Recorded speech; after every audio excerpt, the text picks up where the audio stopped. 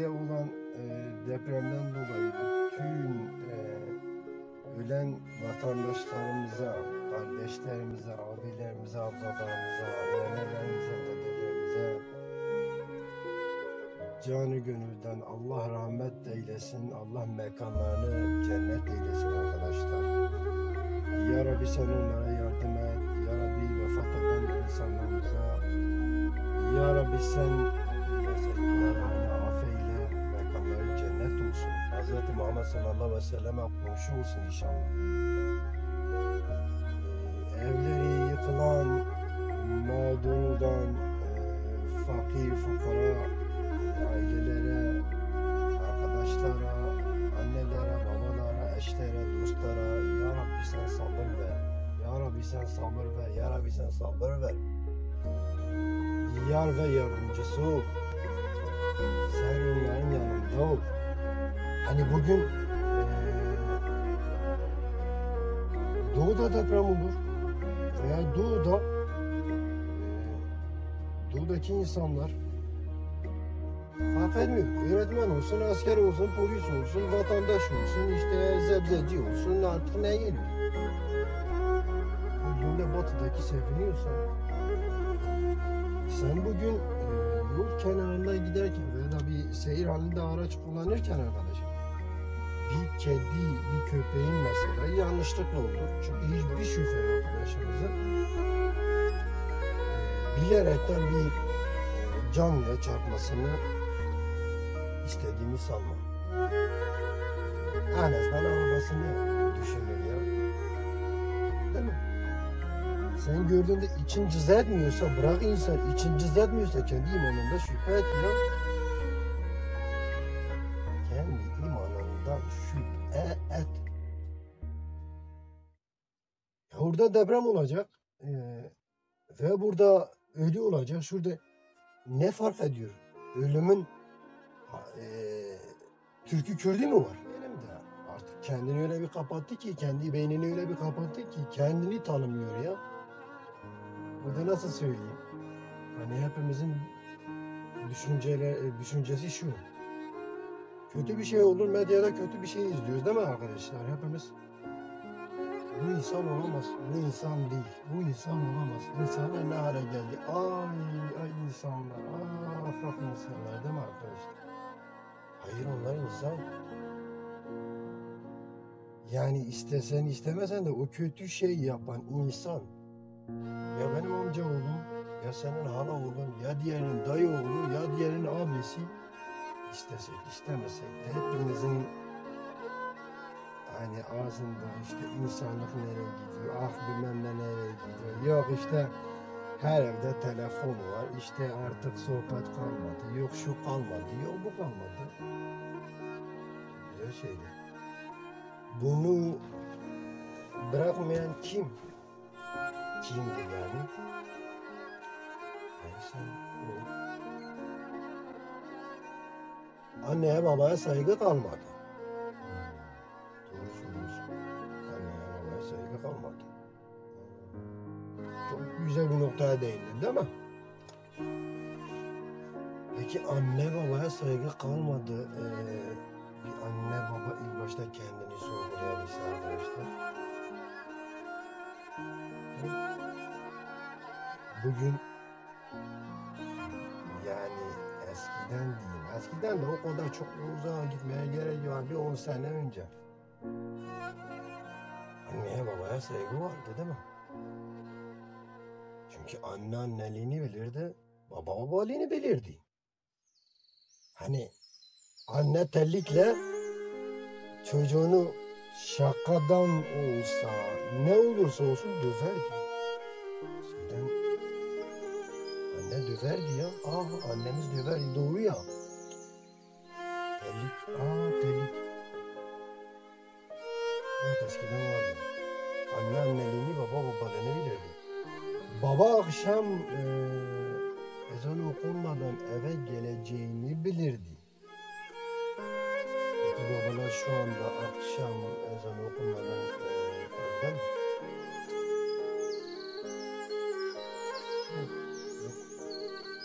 Yalnız şunu belirteyim arkadaşlar. Anne ve baba kız çocuğuna mesela baba da anne de ikisi de. Anne. Şimdi erkek çocuğuna da babacım benim, oy kurban olayım sana, babacım. Aa. Anne baba kim? Misafirliğe gidiyorsun. Ya ne bileyim bir misafirliğe gidiyorsun. Oturursun. Amcan oğlu fark etmiyor ya ne diyorsun? Bir haber yazsan diyor. Haberleri yazsan diyor. Bir bakalım virüs. Bugün ne olmuş? Kim ölmüş? Ya bravo. Televizyon açma. Sanki hepimiz bilmiyoruz nedir. Nedir amca?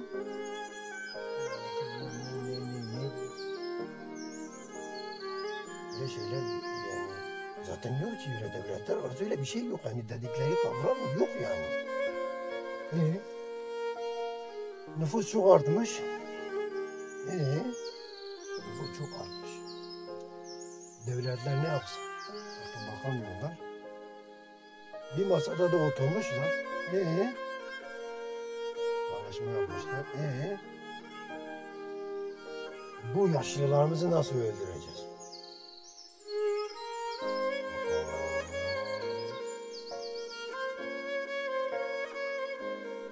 Ne yapacağız? Öyle bir şey icat etmemiz lazım ki gençler, dirençli olanlar hastalıktan fazla etkilenmesin. Yaşlı, maçlı hepsi gitsin. Vallahi budur, hiç merak etme lan. Biz genciz, hadi dışarıda çıkalım şöyle.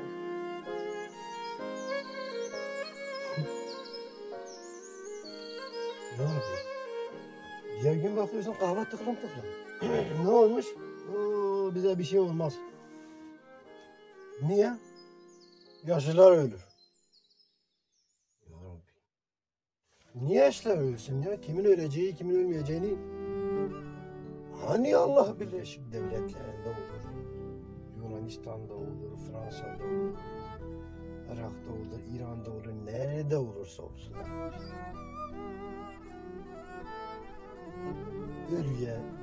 Ölüme sevinmeyin.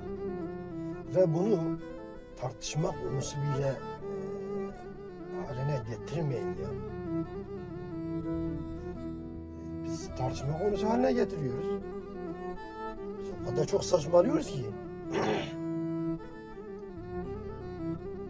Yani ölü var.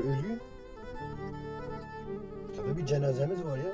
Ortada bir cenazemiz var ama biz cenazenin üstünde tartışıyoruz. Düşünsenize arkadaşlar. Bir annemiz veya babamız, kardeşimiz biz olalım ya. Biz kendimizden bahsedelim. Kimsenin günahı bize gelmesin. Kendimize bahsedelim. İşte babamı sırtlamışım. Benle kardeşim götürüyoruz mezarlığa. Babamızı yere koyuyoruz. Benle o tartışıyoruz orada. Ben sana söyledim hastaneye götürelim. O dedi hayır götürmeyelim. Yani tartışıyoruz ama babamız orada. Babamızı kim götürecek? Kim kaldıracak? Yani tartışma bittikten sonra bitireceğiz. Ama babamız orada kalacak, çekip geleceğiz. Düşünsenize. Babamızı orada unutacağız. Ama biz şu anda da onu yapıyoruz. Biz birbirimizle tartışıyoruz ama kendi ölen canlarımıza saygınlığımız yok. Onları unutuyoruz. Ölen canlar var ya. Ama biz hatta öyle bir argo kelimeler bile kullanılıyor ki birbirlerine. Kendine saygınlığın yok. Senin kendine saygınlığın yok. Canlısın. Vefat eden, ölen de canlıdır. Sen insansın, o da insandır. Sen kendine saygınlığın yoksa ölüne olsun. Ölüne saygınlığın olsun. Ölüne, o senin ölün lan.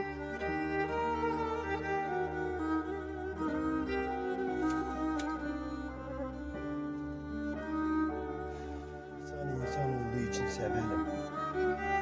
Yani bugün artık bazı şeyleri o kadar çok basitleştirdiler ki çok basitleştirdiler. Beş parmağın beşi bir mi? Aa kardeş beş parmağın beşi bir mi? Baksana beş parmağın beşi. O kadar çok basitleştirdiler ki gerçek anlamıyla beş parmağın beşi bir değil kavramını artık beynin kendisi kabul etmiyor. Beş parmağın beşi bir değil. Yani öyle bir kavramı artık beyin gerçeği nedir, ne demekti tamam. Birine sorarsan, zorlarsan belki peşinden gider ama sadece laf. Ve burada bak şu şekilde. Beş parmağın beşi bir değil. Aşağı inmiyor. Aşağı inmiyor. Yukarı zaten hiç gitmiyor. Yani öyle bir duruma geldik ki artık onun farkında değiliz. Ne dediğimizin farkında değiliz. Ne yaptığımızın farkında değiliz. Ne söylüyorsun? Sana görevini yapacaksın, sana para verecek.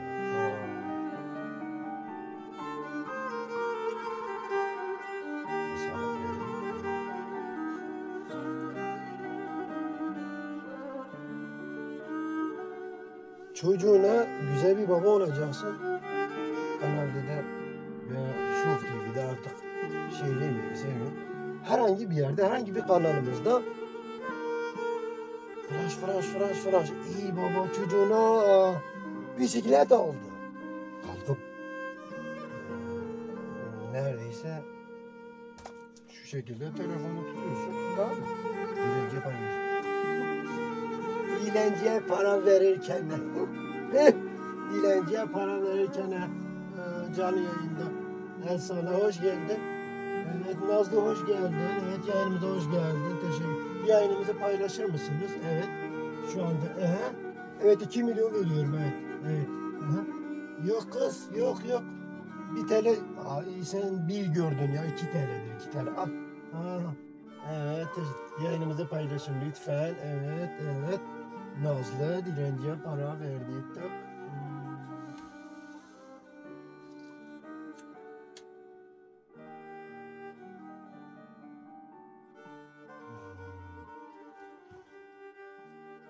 Sonra da dilenciye para verme. Sakın. Niye? Yani kötü bir şey tamam ama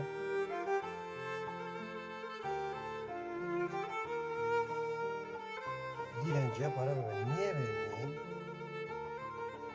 Ben onları bilirim. Ben onları çok iyi bilirim. Onlar böyledir. Hepsi yalancıdır. Hepsi şuydur, buydur. Sahte dilenci bir çıkardık.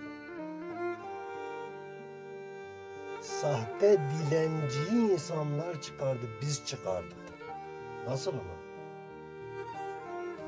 Sahte parayı vermek bir dilenciye bak yardım yapmayı sahte yapıyorsak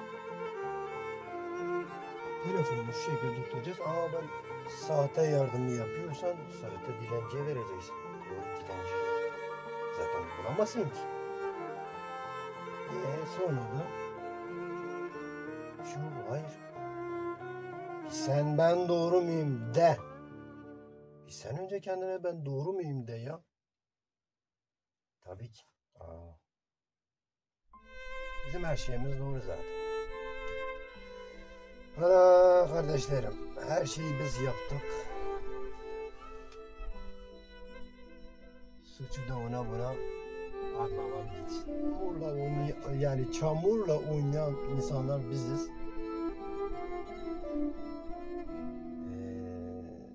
Başkasına sıçratan da biz. Sanki o çamurla biz oynamamışız.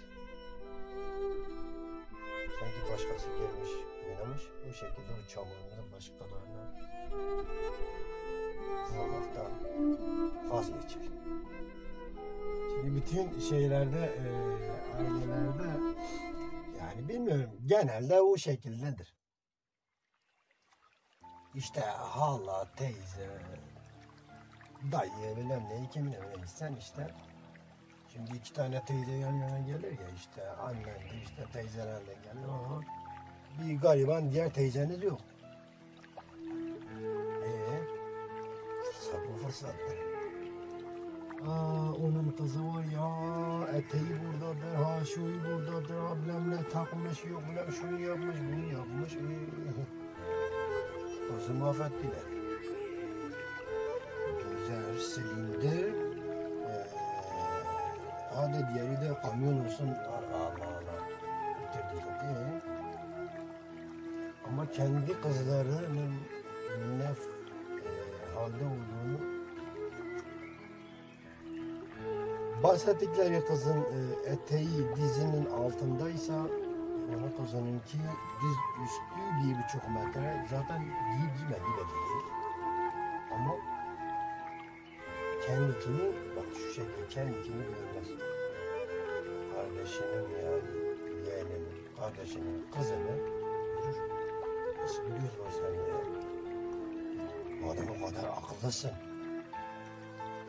bunun hata olduğunu gör ya. Madem cin gibisin. Allah Allah.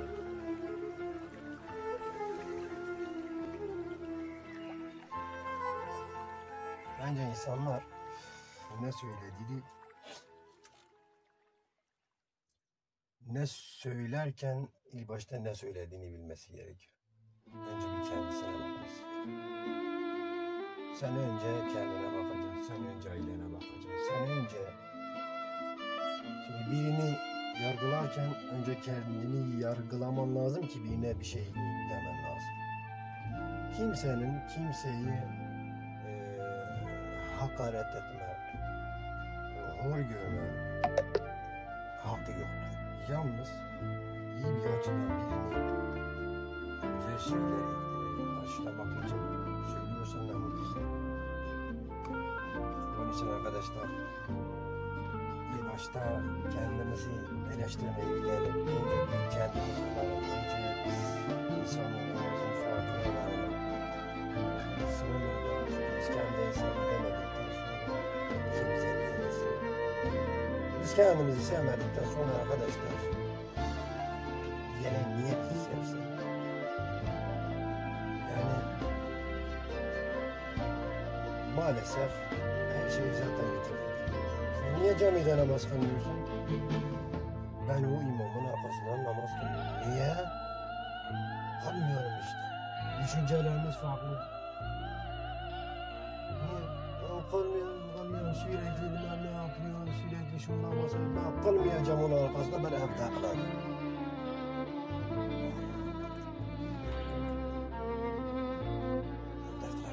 O imamın arkasında kılmıyorum. Niye? Ben Kürdüm, o Türktür. O Türktür, ben Kürdüm, kılmıyorum. Sen namazı imam için mi kılıyorsun? Hani Allah için kılıyorsun? Hani Allah için kılıyorsun? Ya sen namazı niçin kıldığını unutmuşsun, sen niye kafasını yaşıyorsun? Evden kılsan nedir, kılmazsan nedir? Git dağda kıl, nedir? Daha namazı imam için niye gidip kılıyorsun?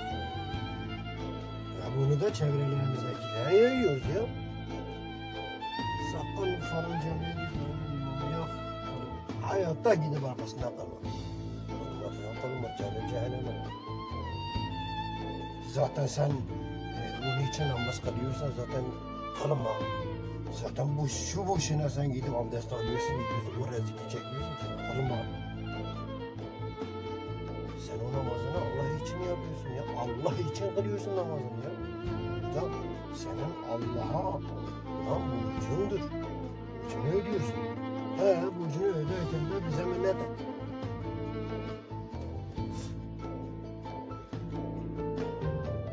Ama arkadaşlar,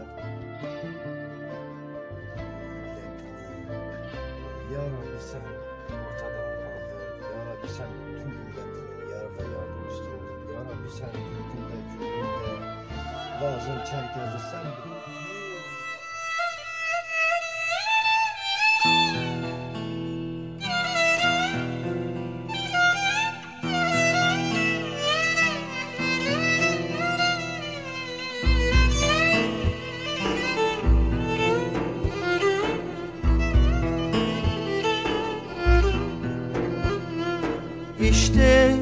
gidiyorum bir şey demeden, arkamı dönmeden, şikayet etmeden, hiçbir şey almadan, bir şey vermeden, yol ayrılmış görmeden gidiyorum. İşte gidiyorum bir şey demeden, arkamı dönmeden, şikayet etmeden, hiçbir şey almadan, bir şey vermeden, yol ayrılmış görmeden gidiyorum.